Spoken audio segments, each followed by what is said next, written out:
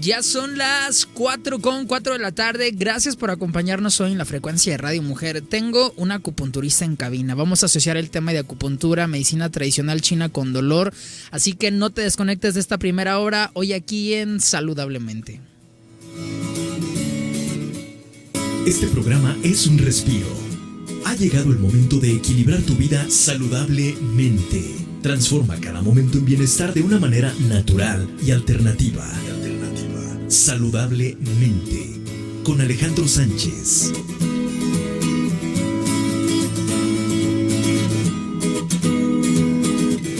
Ya son las 4:05 y así como les adelantaba en este avance, vamos a tener un programa espectacular porque le toca de nuevo a la medicina tradicional china.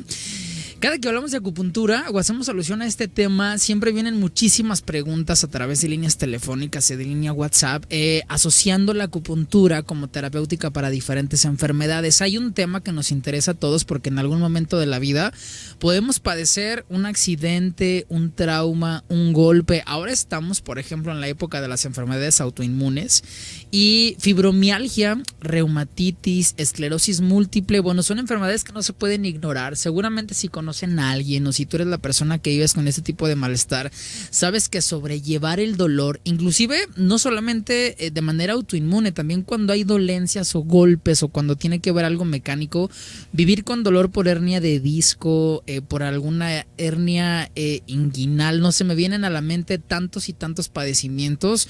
Bueno, deben de saber que la medicina tradicional china también tiene herramientas súper interesantes que pueden aliviar, tratar o por lo menos cuando son dolores que son crónicos o que pueden ser irreversibles, tratar de llevar un control o una mejor calidad de vida en el paciente. Y para tratar este tema tan interesante, el tema de dolor con acupuntura, tenemos a Alejandra Vallarta. Ustedes la conocen, ya es colaboradora de nosotros aquí en Saludablemente y me da mucho gusto saludarte, Jani. ¿Cómo estás? Mucho gusto, muy feliz de estar aquí. Un saludo a todos nuestros radioescuchas. Y bueno, pues hoy vamos a tratar con el dolor. El dolor, fíjate que hemos hecho varios programas de acupuntura y eso es lo que más me ha asombrado, que la gente cuando se pone en contacto con nosotros, o sea, me han preguntado mucho por dolor y fíjate que me asombran estas enfermedades autoinmunes que parece una pandemia, como es el caso de la fibromialgia. Yo escasamente hace 2 años empecé a escuchar mucho el tema de fibromialgia y ahora cada vez más me sorprendo porque son hombres, mujeres, jóvenes con este tipo de diagnóstico, que además es de muy difícil diagnóstico. ¿Te has topado en consulta con alguien con este padecimiento, Jani? Sí, y hemos estudiado mucho al respecto. La fibromialgia en acupuntura no se trata como tal fibromialgia, no hay unos puntos mágicos para tratar la fibromialgia. Okay. Es como siempre les digo, hay que hacer un muy buen diagnóstico porque puede ser desencadenado por diferentes factores, que es lo que ahorita vamos a tratar de identificar, si es por un factor interno, okay, o si es por un patógeno externo, lo que está generando el dolor. Oye, quiero decirle a la gente que muy pocas terapeutas tienen la oportunidad de viajar a China, que fue tu caso. Tuviste la oportunidad de estar en hospitales en China, estudiaste ya mismo acupuntura. ¿Cuántos años tienes de experiencia en el tema de medicina tradicional? Como 10 años más o menos, por ahí 10 años ya. Poniendo agujas a mis pobres pacientes. Oye, y a los valientes, porque luego el tema de agujas también es todo un título. A mí me cuesta trabajo creer que alguien le teme a las agujas, pero sí existen y son más de los que podamos imaginar. Sí existen. El otro día me enfermé y me tuve que poner agujas 2 veces al día y 2 veces al día para salir rápido de mi enfermedad. Claro. Y me las ponía yo, ay, pobres de mis pacientes, cómo sufren. ¿Cómo me pagan? Están de sentir, oye, pagan, los picas y te dan las gracias. Sí. Oye, Jani, la medicina tradicional china, antes de meternos con enfermedades, ¿cómo ve el dolor? ¿El acupunturista o esta medicina milenaria, cómo ve el dolor? Ok. El dolor puede ser generado, como decíamos, por factores internos, que esto ya involucra, por ejemplo, mi constitución física, si estoy muy débil. Puede ser si tengo una edad avanzada, si ya soy adulto mayor. Puede ser también por un trauma, puede ser por la ingesta excesiva de fármacos. De veras, o sea, ¿una medicamentosis puede generar dolor? Sí, puede tener sus efectos secundarios y en estos involucra el dolor. Oye, el aire, luego, por ejemplo, a mí me han dicho mucho, es que te dio un golpe de aire. ¿Es posible que un golpe de aire, un exceso de él o un enfriamiento pueda generar también dolor? Así es, estos son los factores externos. Los factores externos nos involucra el viento, el frío y la humedad. Okay. Entonces, cuando se combinan y yo tengo un metabolismo, bueno, más bien un sistema inmune bajo, ahí es cuando el patógeno entra y se puede instalar en articulaciones o en órganos, okay, dependiendo de todo, ¿no? Del factor y de mi organismo. La acupuntura como terapéutica tiene limitantes. Te voy a poner el ejemplo del caso de la homeopatía. La homeopatía es buenísima para tratar enfermedades y es una ciencia. Ya no es debatible si funciona o si no funciona. Es una ciencia y tiene un método aprobado. Pero en el caso de cuando hay problemas biomecánicos, o sea, hablándote de fracturas, la homeopatía sí tiene una limitante, porque aunque son médicos y están preparados y conocen perfectamente anatomía, lo ideal es que vayas con un alópata a una área de urgencias a que se ha tratado una fractura de cualquier hueso. ¿Como acupunturista también tienes esa limitante en problemas de biomecánica? Sí, claro que sí. O sea, el hueso en sí nada más es mantenerlo firme en una posición para que se vuelva a regenerar. Okay. Hay acupuntura, por ejemplo, para aliviar el dolor, para que nos quite el dolor, y otros para segregar, por ejemplo, más glóbulos para que vayan a regenerar rápido. Okay. Hay puntos que ya sabemos que específicamente generan esa acción. Okay. Entonces ahí, por ejemplo, tú puedes ayudar al paciente a aliviarse muchísimo más rápido de lo que un paciente sin acupuntura se aliviaría. Ok. ¿Qué es lo más común que te toca asociado con el dolor en consulta? Hay de todos, hay desde traumatismos, hay engrosamientos por ejemplo, de lumbares, hay hernias, hay pues de todo me toca. ¿Te ha tocado la patología del nervio trigémino? O sea, cuando el nervio trigémino se inflama, que dicen quienes saben en el área médica que es uno de los dolores más fuertes que puede percibir el ser humano en el sistema nervioso. Sí, me ha tocado. Migrañas crónicas, que las migrañas también duelen. Uh-huh. Entonces ahí es cuando entra la diferenciación de diagnóstico. Okay. La otra vez decíamos, no todos los dolores de cabeza son iguales. Igual, no todos los dolores son iguales y hay que ubicar cuál es la causa.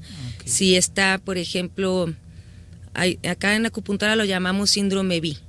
Okay. Existe el síndrome B, que es de frío. Un paciente que tiene un síndrome B frío, okay, que es un síndrome de dolor, te va a decir, me duele aquí en este punto específico, le va a gustar que haya calorcito, va a ser un dolor intenso, claro, y por la tarde-noche va a empeorar. Si hay un síndrome B, que es un síndrome de dolor de viento, okay, va a ser diferente, el dolor va a ir cambiando de lugar, se va a ir moviendo, y va a ir moviendo también su frecuencia, o sea, me duele de repente mucho, luego poquito. Entonces ahí ya son dos diferentes diagnósticos. Tenemos el de la humedad. El de la humedad es progresivo, va creciendo. Okay. Imposibilita también un poco el movimiento. Es un dolor fuerte también. Este dolor, pues ya el acupunturista tiene que saber diferenciar si es de humedad. Y hay síndromes más complejos. Okay. El que es un poco más difícil de tratar porque ya es crónico es el birrebelde. Okay. Ya nos involucra que haya un vacío y un exceso y un estancamiento de sangre y humedad, y ya es un dolor crónico, es un dolor más profundo, es un dolor que imposibilita mucho el movimiento, o sea, a las personas les cuesta mucho trabajo moverse. Entonces también dentro de esto entra el diagnóstico de fibromialgia. Oye, o sea, ¿cómo se llama este último diagnóstico, el más complejo? El birrebelde. ¿Un ejemplo de birrebelde? Ahorita, por ejemplo, tengo mi paciente que ya pues lo estamos tratando, ya tiene con este dolor como 5 o 6 años. ¿Hernia discal podría ser birrebelde? Él, por ejemplo, depende del caso, porque también puede ser humedad, ¿no? Okay. Simplemente humedad.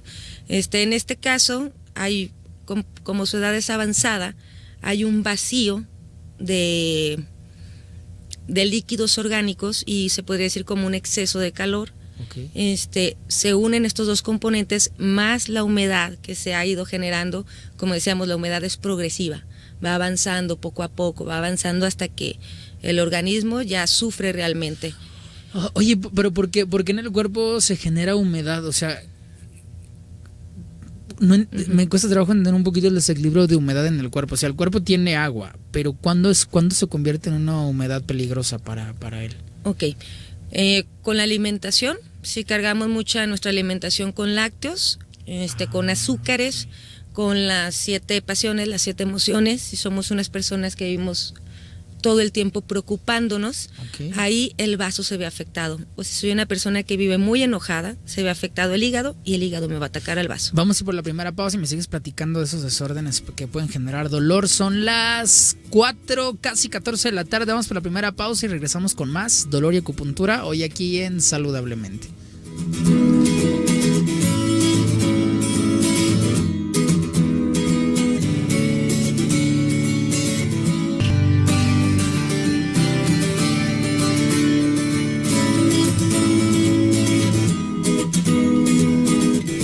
Son las casi 4:19 de la tarde. Seguimos con el tema de dolor y acupuntura. Estábamos platicando con Jani Vallarta, que es el especialista que tenemos hoy aquí en cabina. Pues primero identificar el dolor, saber cuál pueden ser las posibles procedencias como terapeuta, cuáles son también tus posibles diagnósticos para después poder tratar o entablar un tratamiento. Estamos platicando ahorita, Jani, de qué puede generar dolor y me dices que la humedad es un factor importante. Mi pregunta era, me costaba trabajo entender cómo puedo generar humedad, pero me estás diciendo algo bien interesante, el consumo de lácteos, de harinas, inclusive el aspecto emocional puede generar un desequilibrio de humedad en el cuerpo. Así es. Por ejemplo, el vaso puede estar dañado, el vaso es el que nos va a generar esta humedad. Entonces el vaso puede estar dañado sin que el hígado interfiera, pero normalmente el hígado siempre va a interferir. Siempre va a ser, ahora sí que quien no tenga un bloqueo de chi de hígado es un santo. Oye, ¿y por qué el vaso? ¿El vaso tiene orgánicamente la función de purificar la sangre?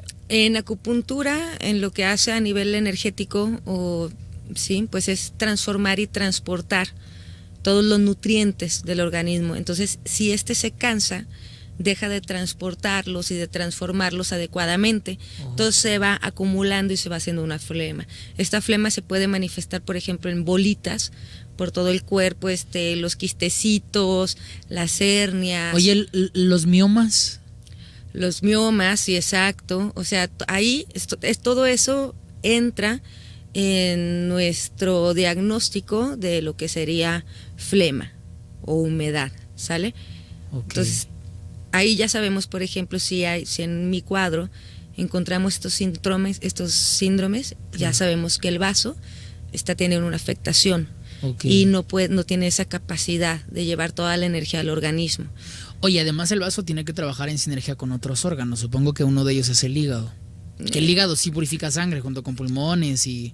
Ajá, exactamente. Oye, ¿por qué nos decías que es un santo el que no tenga un problema en el hígado? Porque, bueno, la interrelación con este mundo se ha vuelto un poquito más difícil, un poquito más estresante.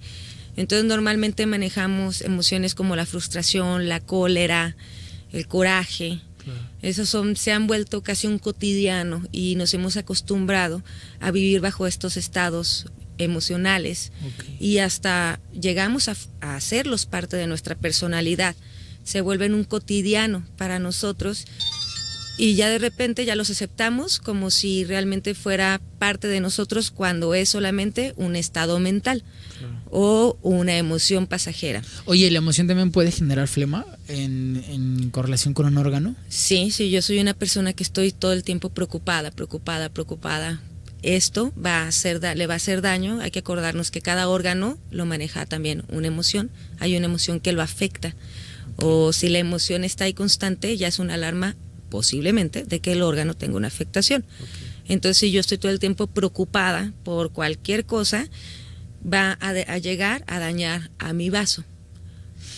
Me imagino que siempre tiene que haber órganos más débiles y unos más fuertes que otros. Depende de la alimentación, de la emoción que estés recibiendo y de cómo percibes tu realidad y cómo respondes a ella, ¿no? Así es. Normalmente el que siempre se ve afectado por factores internos es vaso, estómago, hígado y corazón. Son los que primero empiezan a fallar. Es imposible que veamos la flema en el vaso, pero sí podemos dar síntomas de que algo no está funcionando bien orgánicamente, en órganos internos. Uno de ellos me dices que son las bolitas, o sea, bolas de grasa. Exacto, bolas de grasa. Tumoraciones benignas. Ajá, todo eso es un síndrome de la humedad. Hay que acordarnos que, como ya hemos platicado, la acupuntura trabaja con el sistema neurovegetativo, o sea, con el sistema simpático y parasimpático, que son los que nos lanzan estas pequeñas alarmas antes de que el doctor pueda realizar un diagnóstico, porque no hay una afectación directa al órgano, simplemente son señales, y el acupunturista tiene que saber entender esas señales para poder tratar, para que no se desarrolle algún daño ya en algún órgano. Ok, me hablaste del diagnóstico más complejo de tratar referente al dolor, que es el birrebelde. Es el birrebelde, es el que ya nos impide el movimiento. Este también, pues, un dolor crónico, es muy doloroso. También, pues, se hace un poco más fuerte por la tarde-noche. Y después ya tenemos los que son los vacíos. Okay. Por ejemplo, si yo no tengo suficiente energía ni suficiente sangre en mi organismo, va a tender a estancarse. Este va a ser un dolor también crónico, pero va a ser más leve. Okay. Y va a estar todo el tiempo ahí presente. Esto ya es por un vacío de energía y un vacío de sangre. Okay. O por un vacío de la energía que le llamamos yang, que es esta energía caliente la que mueve. ¿El vacío se genera por estancamiento? El vacío más bien se genera porque no hay nutrientes suficientes. Oye, por ejemplo, una persona que está muy contraída, en el yoga sí lo vemos, cuando las articulaciones, que finalmente el cuerpo es una máquina, la voy a asociar con una máquina industrial y la máquina del cuerpo. Cuando una articulación está cerrada, totalmente saturada y no es flexible, nosotros sabemos que a la falta de irrigación sanguínea y la falta de nutrientes inhiben el abastecimiento de sangre y de oxígeno a las articulaciones. Puede venir desgaste de cartílagos, una presión de meniscos, problema literalmente en la articulación con dolor. Estamos hablando de este estancamiento, o sea, cuando la sangre es capaz de irrigar y abastecer nutrientes y oxígeno para que se mantenga en salud. Exactamente. O sea, ahí puede haber un vacío o puede haber un estancamiento de sangre y energía. Okay. Entonces, normalmente todas las articulaciones, tendones, ligamentos tienen que ver con el hígado directamente. ¿Por qué?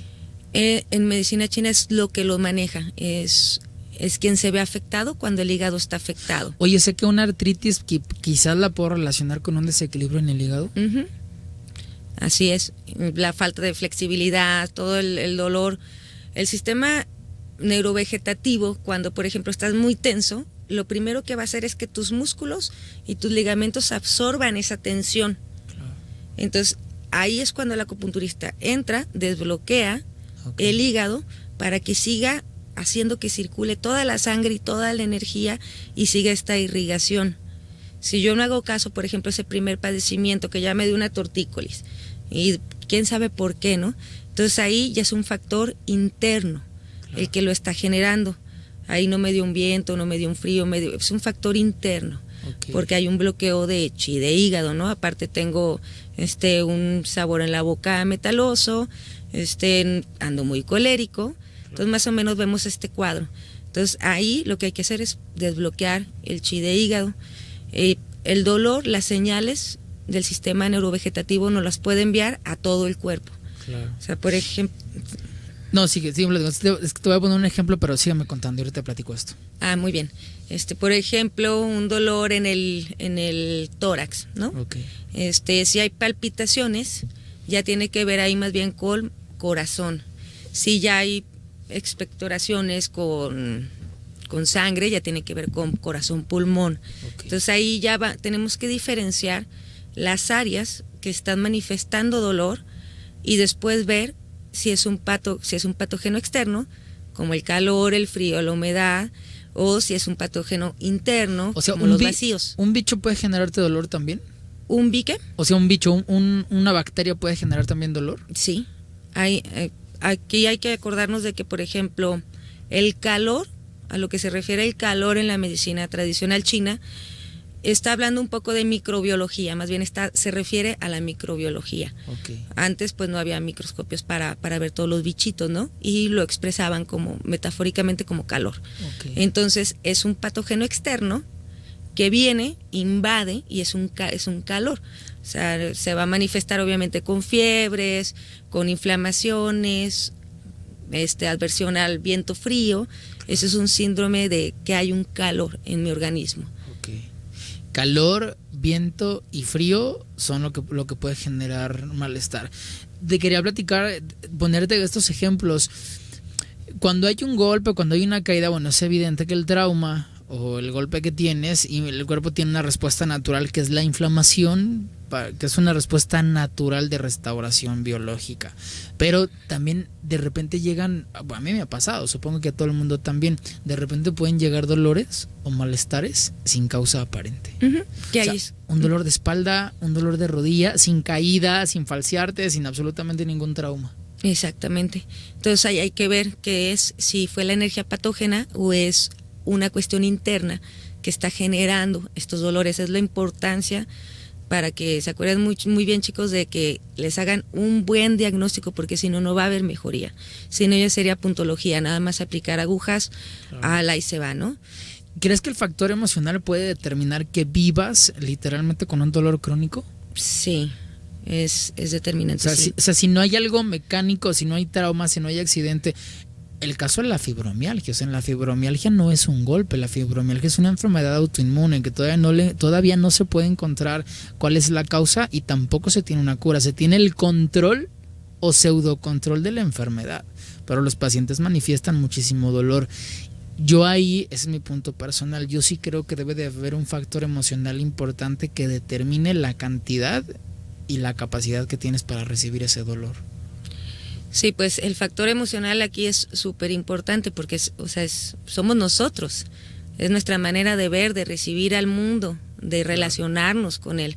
Entonces, si vivo con un factor emocional muy frustrante, muy depresivo, pues eso también involucra cómo voy a ir desarrollando la enfermedad. Vamos por la segunda pausa y regresamos con enfermedades autoinmunes. Son las 4:29 de la tarde. Quédense con más. Seguimos aquí en Acupuntura y Dolor, hoy en Saludablemente.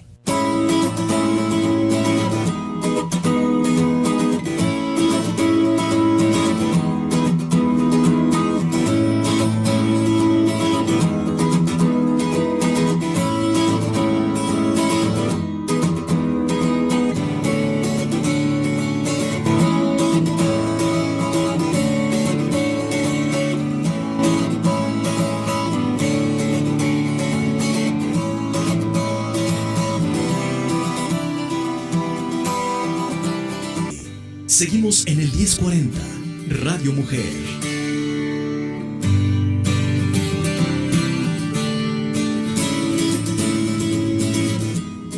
...4:34... Seguimos con ese tema interesante, acupuntura y dolor. Y también estamos conociendo o descubriendo cómo la medicina tradicional china ve cuando hay un desequilibrio, cómo se manifiesta el dolor, sus posibles causas, porque cada medicina es diferente. Por ejemplo, en la alopatía generalmente es suprimir. A mí me encanta la alopatía, la medicina moderna, creo que es lo que nos ha permitido en el mundo incrementar no solamente la calidad, sino la expectativa de vida. Ahora ya el riesgo es que hay mucha gente mayor. Digo, hace 100 años, en un siglo infeccioso, de verdad es que se volvió un riesgo. Fíjate, por ejemplo, en seguridad social han dejado ya de subsidiar enfermedades crónico-degenerativas graves. Sí. Que a mí me alegra y te voy a explicar porque creo que debemos de asumir la salud con mucha responsabilidad, no dejarle ni al Seguro Social, ni al gobierno federal, ni a campañas de subsidio sean las responsables de mi salud. O sea, creo que el hecho de que se dejen de subsidiar y presente un costo más allá del costo que es perder la salud para un paciente, para mí me hace tomar con mayor responsabilidad el tema de salud, ¿no? Digo, a mí me ha tocado ver casos de gente con diabetes que no le interesa. Digo, que también es muy válido, ¿eh? O sea, que si tienes una enfermedad no te interesa cuidarte, pero si una institución pública deja de subsidiarla, te aseguro que, o sea, habrá más de uno que ponga orden, ¿no? Con prevención. Ojalá veamos eso, porque sí somos, creo que el país ya con más obesidad. Entonces es un tema que hay que tratar y entenderlo. Claro. Oye, aquí en Guadalajara y no sé si en todo el país existen clínicas para el dolor. Sí. Mira, eso es de seguridad social, ¿verdad? La clínica para el dolor. Creo que sí hay algunas de seguridad social. ¿Y habrá particulares? Privadas, sí. Sí, también hay clínicas privadas. Oye, debe de ser terrible los diagnósticos que se han de ver ahí, ¿no? O sea, o cuando alguien... Si alguna vez has tenido un dolor crónico, ¿Tú has tenido algún malestar crónico de dolor, Jani? No, te voy a platicar una anécdota que me pasó justamente el día de mi cumpleaños. Oye, a ver, platícame. Con mi sobrinita, que le mando un beso a mi queridísima Mabel, enseñándole cómo pararse de manos y caer correctamente en rodado. Claro. Entonces le mostré literal cómo no se debe hacer. Me paré de manos, caí toda chueca con puro coxis y al día siguiente no pude atender consultas. Claro. O sea, no me podía mover. Entonces ahí, como por ejemplo, es un traumatismo. Lo que genera un traumatismo, lo que te va a generar es un estancamiento, un bloqueo inmediatamente de la energía y de la sangre. Entonces por eso se genera el dolor. Entonces, ¿qué hago? Pues yo no me puedo poner agujas en la pompa porque también pues no soy tan valiente. Hay que atinarle, ¿no? Entonces, a manera distal se trabaja con el dolor. Desbloqueas energía, desbloqueas sangre, desinflamas. Y así me fui después al día siguiente, mi agüita termal y el dolor desapareció. Entonces, eso es por un traumatismo. O sea, es lo máximo que he tenido de dolor. Dolores por traumatismos, por imprudencias mías. Digo que a cualquiera le puede pasar, ¿eh? Sí. A cualquiera le puede pasar. Clínicas para el dolor. Es que me quiero imaginar todo lo que genera dolor crónico y se me viene a la mente migrañas, porque además a mí me toca también atender pacientes con migrañas crónicas de más de 10 años. Me ha tocado ver hernias discales en todos lados, en dorsales, en el área cervical del cuello, que yo lo viví y es muy doloroso, en la zona lumbar. Puedo imaginar, por ejemplo, una rodilla también crónica. Conozco mucha gente que tiene problemas en las rodillas y vive con dolor. ¿Qué otro lumbares, o sea, lumbalgias, dorsalgias, pues hay un montón. Cabeza, digo que puede ser incapacitante para quien lo vive. Sí, de codo, de muñeca, sí, claro, es incapacitante. ¿Crees que haya un dolor que sea irreversible? ¿Existirá un dolor que sea irreversible? Hay dolores que son muy difíciles de tratar. ¿Cuál es en la acupuntura? ¿Qué es lo que más te ha desafiado en temas de dolor, Jani? Por ejemplo, esto que decíamos, el birrebelde, que es muy crónico, tardas mucho tiempo, el paciente tiende a desesperarse, aunque su nivel de vida cambia, porque le quitas el dolor, por 2-3 días regresa, tiene que estar regresando, porque es todo un desafío. Obviamente hay cuestiones como, por ejemplo, que el hueso se esté cerrando, se siga calcificando y entonces me aprieta todos los nervios. Oye, ahí, por ejemplo, pues ahora sí que ¿qué hacemos? Espondilitis anquilosante es una enfermedad que paraliza, ¿la has escuchado? No, fíjate. Es terrible, ojalá y nunca te toque verla en consultorio, pero sí conozco varias personas que tienen este padecimiento. No lo conozco a profundidad porque no soy médico, mi terapéutica es otra, que es Ayurveda, pero la espondilitis anquilosante paraliza, es como si no sé si sea la palabra correcta calcificar, porque es porque estamos hablando de un hueso, pero imagínate que la columna vertebral, el paciente que conozco tiene la columna vertebral paralizada, entonces no puede girar, o sea, sus grados de giro son mínimos. Entonces no solamente lo incapacita, sino que realmente empieza a restringir de manera crónica e irreversible su capacidad de movimiento. Y eso sería, por ejemplo, un caso, de birrebelde, porque ya es muy crónico, es muy doloroso, imposibilita el movimiento y hay que ver si hay estancamiento. Normalmente sería eso, porque habría estancamiento seguro y habría humedad seguro, que es lo que está también imposibilitando. Ajá. De hecho, la espondilitis anquilosante tiene un diagnóstico muy similar a la fibromialgia, o sea, no en la manera en la que se diagnostica, sino cómo se lleva. Desconocen mucho los orígenes, creo que generalmente lo asocian con asociaciones genéticas, o sea, que ya lo traes de nacimiento. Y pues imagínate el tratamiento. A mí lo que se me hace un poquito peligroso de la alopatía, no sé si tenga que ver con el médico, con la farmacología o con la ignorancia del paciente, pero es que, por ejemplo, cuando tenemos dolor generalmente lo que hacemos es suprimirlo, inhibirlo. Y cuando es una emergencia, creo que es lo mejor que puedes hacer. Cuando se trata de una emergencia en dolor, lo puedes inhibir, puedes anestesiarlo, que es el caso de la aspirina o del paracetamol, pero no estamos descubriendo originalmente el origen de qué lo está generando. Eso es lo que me parece peligroso. Exacto. Imagínate a alguien que tenga medicado 5, 7, 10 años y que tenga, o sea, que el dolor no se quite y que sigamos sin descubrir el origen. Exactamente, ese es el peligro. La otra vez platicábamos de que ahorita estamos en una etapa en la que no nos gusta sentir el dolor. Entonces, para todo nos estamos metiendo medicamento para evadirlo.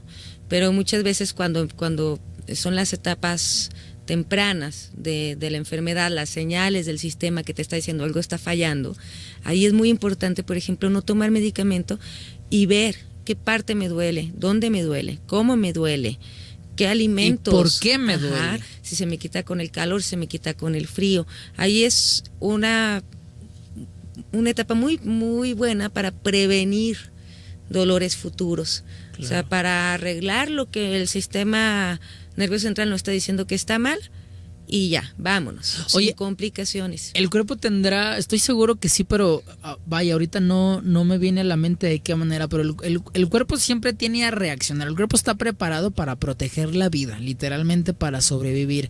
Cuando hay un dolor muy fuerte o muy crónico, inmediatamente la bioquímica cambia, probablemente se segrega adrenalina, que es lo que sucede cuando tenemos un accidente. Cuando tienes un accidente o estás sometido a un impacto muy fuerte, inmediatamente segregas adrenalina, noradrenalina, tu bioquímica cambia y no te duele nada. Uh-huh. Como por arte de magia, no te duele nada. Pasa el tiempo, te empiezas a tranquilizar, tu sistema simpático comienza, o parasimpático, a relajar tu sistema nervioso, y entonces empiezas a descubrir cuál es el padecimiento que tienes. ¿Tú sabes de alguna respuesta que tenga el dolor? No en impacto, no en trauma, porque ahí lo sabemos. O sea, cuando alguien tiene constantemente dolor, ¿crees que se puedan alterar el ciclo hormonal o la bioquímica sanguínea? Híjoles. ¿O sobreestimular? Porque... Bueno, pues ahí obviamente sí cambia, ¿no? La cuestión hormonal. O sea, el dolor es una señal de que algo está mal y ya va a cambiar. Claro. Va a cambiar obviamente todo tu organismo, toda tu química. Pero la verdad no sé exactamente al decirte así, mira, con este dolor vas a segregar esto, vas a dejar de segregar, vas a... Claro. A mí lo que me han dicho, por ejemplo, es que el cerebro no puede registrar más de 2 dolores intensos. O sea, se cuenta, si te duele la cabeza y te golpeas un pie, el dolor de cabeza baja. Porque, gracias al universo. Sí, porque eso no sé si sea un mito o si realmente tenga un origen anatómico científico. O sea, que el cerebro no puede registrar más de 2 dolores. Y también tiene una capacidad de dolor. No puedes brincar, o sea, no hay...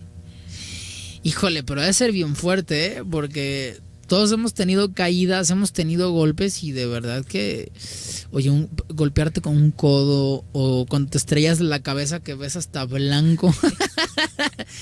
Oye, todos hemos tenido en algún momento alguna caída. El dedito del pie. El que detecta los muebles. Sí. El dedo chiquito. Aquí hay una silla.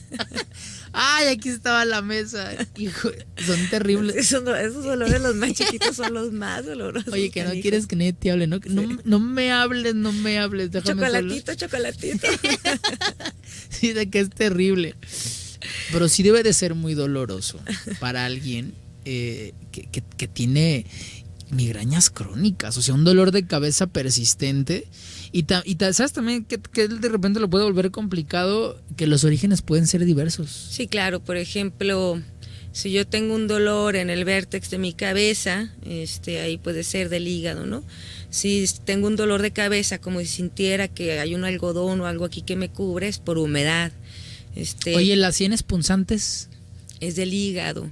Entonces también el dolor de cabeza puede venir hasta para una mujer, es muy normal que sea por vacío de sangre, que en la menstruación o antes se presente el dolor de cabeza, okay, que no las deje. Entonces puede haber ahí un vacío de sangre, un vacío de energía, un exceso en el estómago, o sea, por eso, y se vuelven crónicos. Entonces hay que saber bien diferenciar solamente para poder tratarlos adecuadamente. Vamos por la siguiente pausa, son ya casi las 4:44 de la tarde. Les voy a dar teléfono en cabina por si quieren hacer alguna pregunta a nuestro especialista.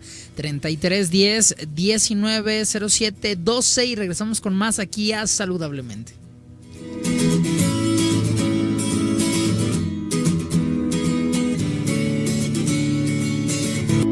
Respira paz y tranquilidad. Saludablemente. Saludablemente. Continuamos en el 1040. Radio Mujer.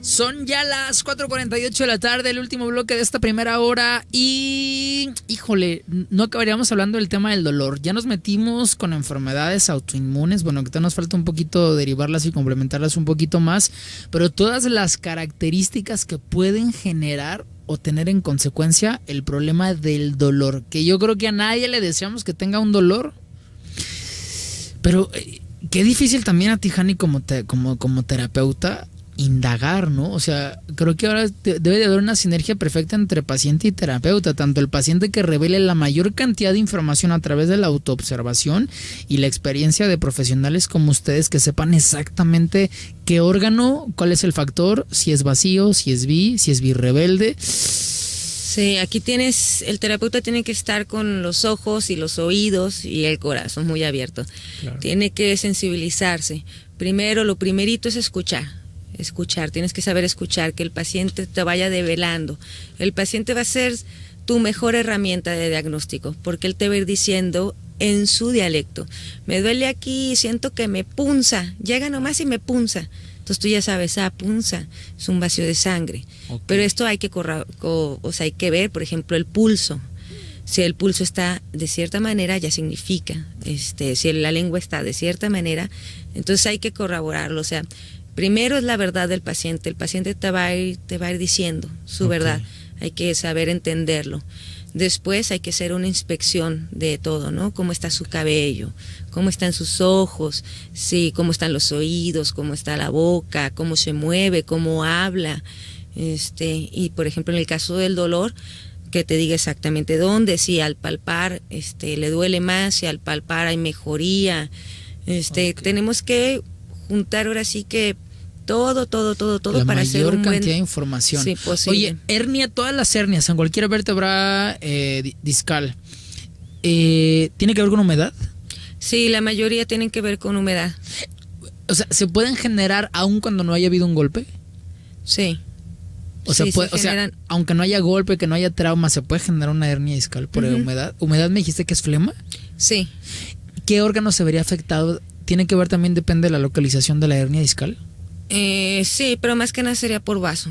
Por vaso. Cuando el vaso, es lo que hablábamos antes, deja de hacer su trabajito, se empiezan a generar este tipo de cuestiones. Fíjate que nunca había escuchado esto, O sea, la hernia discal yo literalmente la asocio con golpe, trauma o accidente.